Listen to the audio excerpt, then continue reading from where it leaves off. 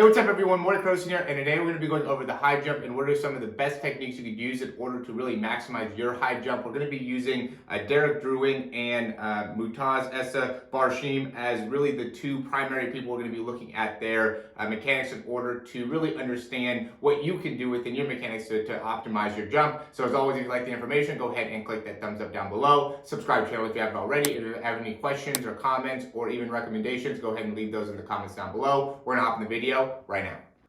All right, so first thing we're going to do here is look at barshim and his jump. So we're going to look at it from behind here, and there's a few things that I think are super important, super critical for us to be able to understand in order to really maximize this jump. First, you can see the overall angle that he's coming in at. He definitely has that curve. I know a lot of people usually go through that curve, but I want to just be able to point out as many different things as we can here to really make sure you have a complete understanding of what you could do in order to have a really great high jump. Also, notice how much on his toes he is as he's running. Even when he lands right here, he's landing in really his mid-foot, really on more of the inside part of the foot. And then here on the last jump, he's really more on the, again, inside part of his foot as he's landing, right? So he has a good amount of his pressure in more of what's called an inverted part of the foot. So everything is kind of inside there. And then as he's going and pushing off, he has his shoulders facing straight ahead, square to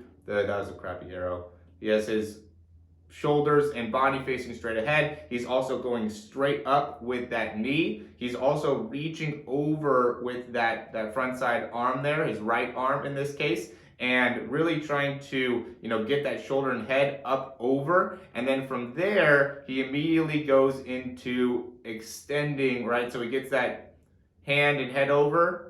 Okay, and then once he does that, now he really hip thrusts and get his hips up and over, and then from there drives his feet up into the air to be able to get the rest of his body up and through the actual jump. All right, that was 2.33 meters there is what he was able to jump.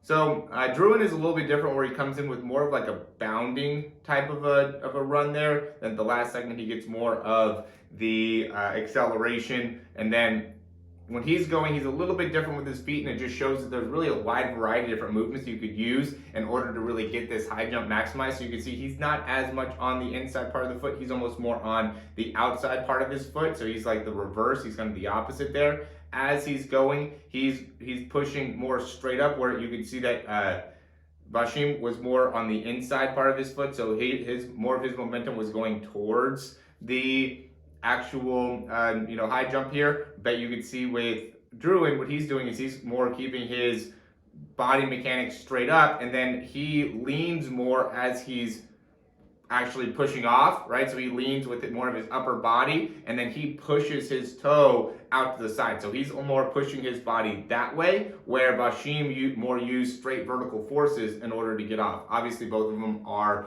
at a very, very high level, so there's not one that's better than the other, but it is something that you could utilize to be able to help you. What I would say is that he's very similar with his arm and his head. Gets over, as soon as his head and shoulder get over, now he goes into hip extension, gets that hip all the way up and through. He doesn't have that ability to get those hips as high as barshim did, and then from there, once he gets the hips over, he goes and tucks in and drives those feet up into the air and up over his head. What I thought was interesting when watching this from this angle here is when he's coming up, he is initializing that jump from way over here, right? In terms of, we're going to look at the high jump, where is his body, right? So he's initially coming off the ground on this part of the mat, right? And as he comes over, he ends up coming over on this part. So he started the jump here, he's going over the pole here, and then he is landing all the way over close to the other part of the high jump. So there ends up being a lot of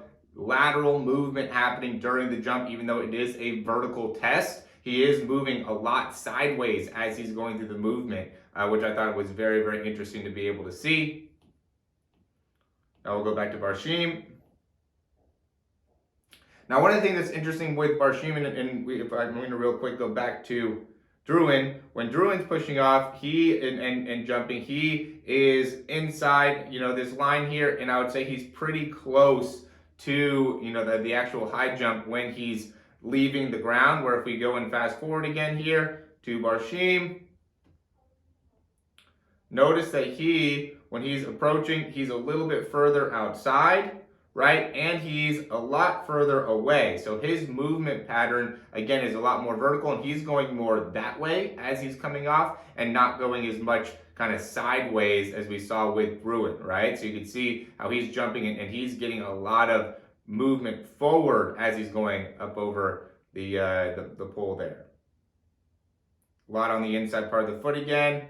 Pushes off, gets his hand, shoulder, head up and over, then gets that hip extension, drives the knees and the feet to the chest, and gets up and over.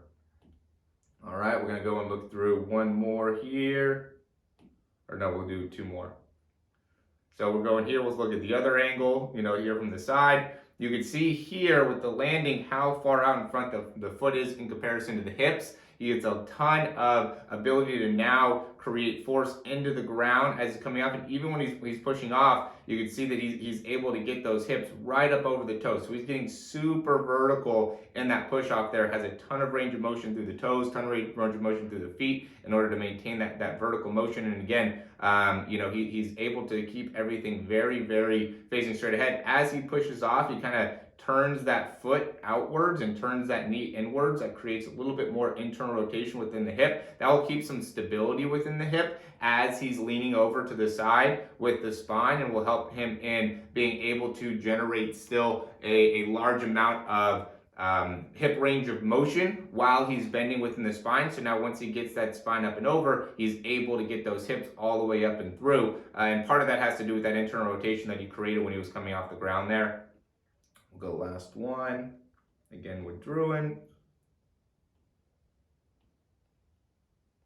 And you can see how he loads both hands here. As he's pushing off, he's not getting a ton of range through, a ton of action through the upper body. I always talk about how important the upper body is when it comes to jumping power, just because I do think it's super important to be able to load through that upper body and really use it when doing broad jumps, vertical jump, things like that. But here when doing the high jump, you really can't, just because you have to get that hand all the way up and over. And you can see how he's very vertical. As soon as he's pushing off the ground, he's very vertical with that shoulder to make sure that he's able to get all the way up and through. When he's going, he's in a similar position where he's facing straight ahead, but immediately upon him taking off, he starts to turn to make it so now that chest is facing straight ahead, straight up in the air, to make sure that he's able to get his full back all the way up and over. And then from there, just is able to have a lot of control through the knees and through the feet in order to get himself up and over. So that is probably one of the biggest things you have to be able to do in order to high jump as a high level, is get, great control of the feet and of the knees, to make sure that you have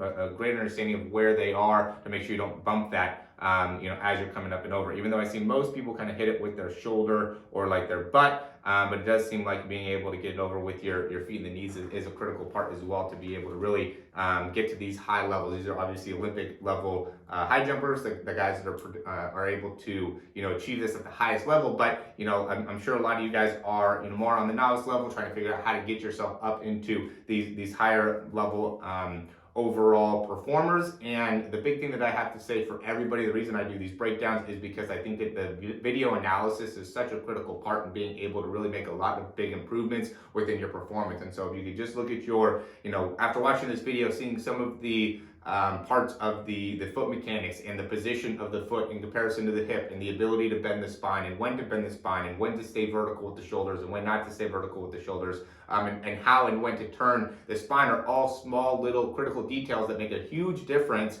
in your ability to really generate a lot of force. And even how your movement's going through the air. We saw how barshim is going much more this way as it's going, where drouin is going much more this way. Now if you're just trying to combine both, where you're jumping from the side and just trying to get right over, really close to the mat, and just trying to get right over, you probably aren't going to be able to have as much success. You might have to, maybe try taking a little bit further distance, so then you're able to, get over like barshim is, or, come off a little bit more to the side here and then go and come all the way across like drouin does. I think that there's a lot of great things that you can take away from this video to really be able to improve your high jump capabilities. As always, if you want to get a breakdown and want me to be able to take a look at your overall performance, be able to kind of compare it with these guys, see what are some key things to work on, whether it be, hip strength, foot range of motion, ankle strength. There's a lot of different things you can obviously work on in order to improve your jumping, and really that's going to be the big thing, is actually getting analysis, be able to really get some drills and some clear understanding of what you can do in order to maximize this. So if you are interested in that, go ahead and click the link down below in order to get a breakdown. And as always, guys, thanks for watching. Again, if you like this information, subscribe. If you have a friend that might be able to benefit from it, go ahead and send it, share it. Really helps us out a lot. Thanks for watching. We'll talk to you soon.